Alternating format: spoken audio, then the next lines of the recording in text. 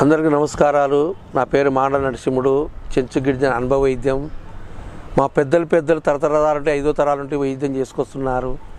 ఇప్పుడు ప్రతి మనిషికి ఒక చిట్కా చెప్తున్నాను. ఏం చిట్కా అంటే, చాలా మందికి దగ్గు, ఆయాసం, బుస్స, కఫం, విపరీతంగా దగ్గు వస్తుంటుంది, ఊపిరితిత్తులు నిమ్మొస్తుంటుంది, దగ్గలేక అల్లాడుతుంటారు.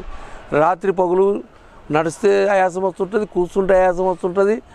ఏ పని చేసినా ఆయాసం వచ్చి ఊపిరితిత్తుల నిమ్మొచ్చి జల్లెడ పూసుకుపోయి విపరీతంగా ముక్కుల నీళ్ళు కారుకుంటూ, తర్వాత ముక్కుల నీళ్ళు కారడం, ఊపిరితిత్తులు నిమ్ములుంటి మాట్లాడకపోవడం, ఏదైనా ఆయాసపడి దగ్గు వస్తుంటుంది. ఈ ఆయాసానికి మంచి వైద్యం చెప్తా వినండి. మంచి చిట్కా ఉంది, చెప్తా వినండి. ఆయాసం గురించి, ఈ దగ్గు గురించి ఎందువల్ల మనకు వస్తుందంటే, ఆ జబ్బు ఉన్నోళ్ళు ఎక్కడ మన కూల్ వాటరు, ఐస్ క్రీము, పెరుగు, నూనె పదార్థాలు, ఈ పిండి పదార్థాలు తింటే ఓ దిక్కు మందులు తింటుంటారు, ఓ దిక్కు అన్నీ తింటుంటారు. వైద్యం తగ్గమంటే ఎక్కడుంటే తగ్గుతుంది? ఆ విపరీతంగా తిన్నప్పుడు, వేసుకున్నప్పుడు బాగుంటుంది, లేకుంటే మళ్ళీ వస్తుంది.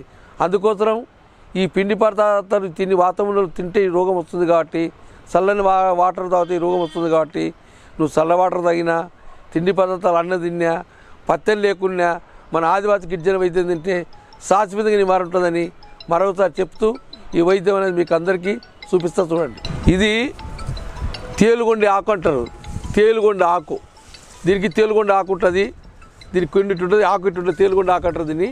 ఈ తేలుగొండి ఆకుని ఏర్లు, పూలు, ఆకులు సమూలం తీసుకొని సన్న సన్న ముక్కలు చేసి నీడలు ఆరబెట్టి చూర్ణం తయారు చేసుకొని, ఈ చూర్ణం ఒక 100 గ్రాముల చూర్ణం అయితే 50 గ్రాములు సొంటి పొడి, 50 గ్రాములు మిరియాల పొడి, 50 గ్రాములు అల్లం పొడి, అల్లమైన సొంటైన కానీ ఈ 3 రకాల పొడి కలుపుకొని అన్ని రకాల పొడి చేసుకొని, ఈ పొడి పొద్దున సాయంత్రము గోరువెచ్చని నీళ్ళల్లో పొద్దున పూట ఒక 1/2 చెంచా, సాయంత్రం ఒక 1/2 చెంచా తీసుకొని ఈ మందులు వాడేటప్పుడు మజ్జిగ, పెరుగు, నూనె పదార్థాలు వాడకుండా ఇవి వాడుకుంటే చక్కగా మీకు ఎన్ని సంవత్సరాలు ఉండే దగ్గు కానీ, ఎన్ని సంవత్సరాలు ఉండే బుస్స కానీ, ఎన్నేళ్ళు ఉండే కఫం కానీ ఆ మొత్తం కరిగిపోయి జల్లెడ పిరిగైపోయి నీట్గా తయారవుతుంది.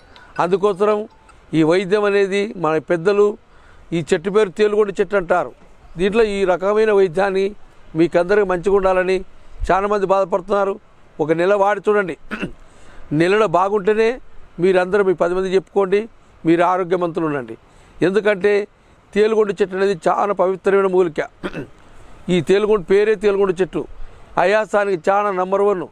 మీరు నెట్లో చూసుకోండి, యూట్యూబ్లో చూసుకోండి, ఎవరైనా గంధాలలో చూసుకోండి, పెద్ద వైద్యులు, డాక్టర్లు కూడా చెక్ చేసుకోండి. ఈ వైద్యం అనేది మన ఆదివాసి గిరిజన మా పెద్దలు ఇచ్చేవారు. కాబట్టి ఈరోజు ప్రజలందరికీ ఉబ్బాసం, దగ్గు, ఆయాసం ఉన్న వాళ్ళకు చక్కని వైద్యము మీకు అందరికి అందజేయాలని నా మనస్ఫూర్తిగా వీడియో తీస్తున్నాను. ఎందుకంటే మా పెద్దలు చెప్పిన మాట నాకు నేను కాపించుకొని చెట్టు పట్టుకొని చెప్పడం కాదు, ఇదంతా మీరు చూసుకోవచ్చు. కాబట్టి ఈ వైద్యం హైదరాబాద్ ఒక నంబర్ ఉంటుంది, కర్నూలు ఒక నంబర్ ఉంటుంది.